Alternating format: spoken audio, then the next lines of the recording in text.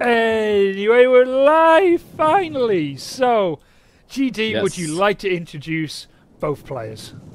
Yes, that will be my pleasure, Dogbert. So we've got Heir of Carthage playing with Iceni here. He's brought two of these heroic riders on the left of his army. He's got a sword-heavy infantry build, a lot of heroic nobles here, and we're seeing some painted ones on the flanks. Those painted ones look badass. On his right flank, he's got two more of these painted ones, two more heroic riders, and on the far right there, you see he's sending one of those Britain scout riders to maybe do some cav baiting, and if his opponent had skirmishers, maybe try to get some strikes off, but no skirmishers for any players today. Indypride going with Macedon. He didn't go that pike heavy, actually, which is pretty smart given that patch 4's pikes are iffy, to say the least. 4 Royal Peltas, though, very, very tough units. I'm not sure how they'll pair up against the Heroic Nobles. They do have slightly better melee attack, but infantry battles always probably end up being a blob anyway, so we'll see how that goes. Finally, his cav component. He's got 6 cav units in total, and that looks like 4 companions and 2 Aspis. There you go. Those are the builds. If you were to look at these two, which one would you say right now you'd favour in this kind of oncoming incoming clash? Okay, I think just from the setup, Heir of Carthage has a small advantage. Why? The case is because he just has more infantry units and his opponent has pikes, so he should be able to surround, get some flanking done, turn some of those pikes, but the key element to this battle is that he has to keep the cav fight close to his main infantry line. He can't let those heroic nobles get charged by companion cav or by Aspis cav, because that's just going to be a bad time for those heroic nobles.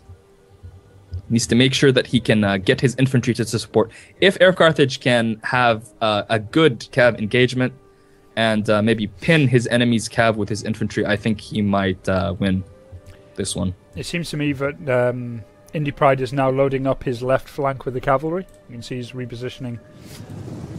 Oh no, he's keeping them at the back. I guess he's just waiting to see exactly how Heir wants to position his troops here. What's your belief on generals being in infantry units over cavalry? I'm fine with it, especially when you give it to a unit that's as sturdy as a Royal Peltast. I mean, a Royal Peltast is a really, really good unit. 70 base morale. That guy isn't going to be routing anytime soon.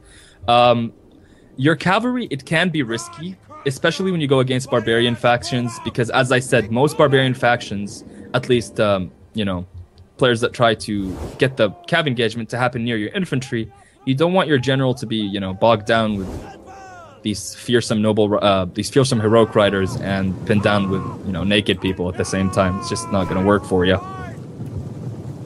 You can see it looks like Heir is going to go in. Indeed. You see, it looks like he might get the better of the cavalry attack now. Decided to back off on that. He's still keeping his... look how Heir is keeping his cav very close to his infantry at all times. He's playing very defensively with him, but he ran right into that Thorax Pikeman from the front there. Look at how fast that heroic noble is getting absolutely shredded by that Thorax Pikeman right now. He's going to throw in painted ones straight into another unit of Thorax Pikeman. Oh, man. Meanwhile, see, this is why Royal Peltas are good. Look at how that Royal Peltas can cover the flank of his pike unit. Scout riders engaging at the back, but that unit is not going to last very long. And it looks like Indypride's coming in with a very good hammer and anvil very soon. He's already... Big cavalry engagement on the right side as well. He charges those painted ones, and that charge didn't do too well, but he's going to pull out of there and... Oh no, his heroic riders got slammed. He's not paying attention to the cavalry attack right in the No, rear. he's not. Look at the first charge. He's still got two units of heroic riders sitting out far on that flank, and he's not using them. He is not using them at all. The fights are looking like they are in the favor of Indypride here, at least on his left flank. The middle is kind of still in the mix, but Heir needs to move his cav now, or else it's going to be too late. It looks like he's too busy moving his infantry and really isn't focusing. He's got two of his most important units out of the fight completely. Those noble riders would have been crucial to help tip the balance of that. But this is where they're needed. They're needed here, whereas painted ones are just being absolutely massacred by that cavalry unit. It's almost like Very he's lost sloppy use play of his own units. Yeah, Dogbert, I told you in the beginning that he needed to keep his cav close to his infantry and help with the grind, but he did not do that, and he's losing here. But to be fair to Indypride has been doing a lot of really good charges to kind of prevent units from getting around his line. But I think now with these hammer and anvil charges, the battle is going to pretty much wrap up here. He literally still has, while he's being surrounded, he's still got 2 units just sitting on the outside here. Yeah, I think he's just forgotten about them, and yeah, he's just seen them now. He's bringing them in. He's probably like beating himself up over it now too. I would not want to be feeling this right No. now. No. So a lucky break for Indypride as he's able to take on Heir of Carthage. I don't know if it's a lucky break. I mean, he played well. Indypride did everything he needed to do well. He charged infantry units that were flanking. He used his swords to protect his flanks. He used his cavalry very intelligently, got really good charges pretty much. And now he has just kind of used Heir's mistakes to his favor. And I think really that's what Total War Micro is about. You can be doing maybe, I don't know, something like 60 APM and still win and be a great Total War player as long as you do efficient micro with your units. And that's what Indypride did in this battle here, and I think he fully deserves this victory. Good game to both nothing players, taken away from his victory. But I would not want to be Heir right now after feeling that. No, for sure. For sure. Heir just left 2 units, but that's a common mistake. We'll see how he bounces back in game number 2.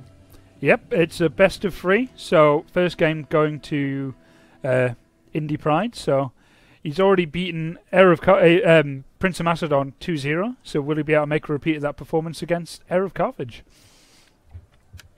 That would be an interesting thing to see, Dogbert. I don't know.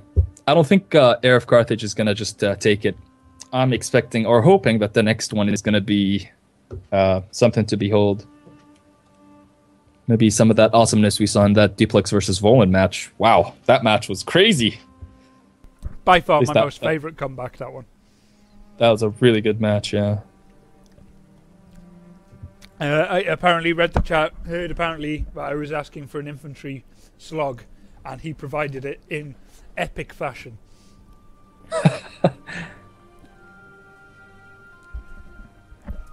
Apparently, according to chat, Indy crushes all internet famous people.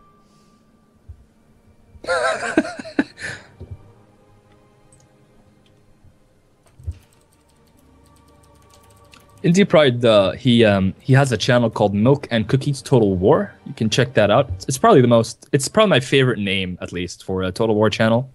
And he does co-cast with a buddy of his called Madness, and they do really good tactical analysis. They know their game. But to be honest, this kind of micro I haven't seen come out of Indypride before. The only real time I've seen him play was in GDCT, which is the tournament I talked about earlier. But he played really well there. But Heir, I don't know. I think he can play better.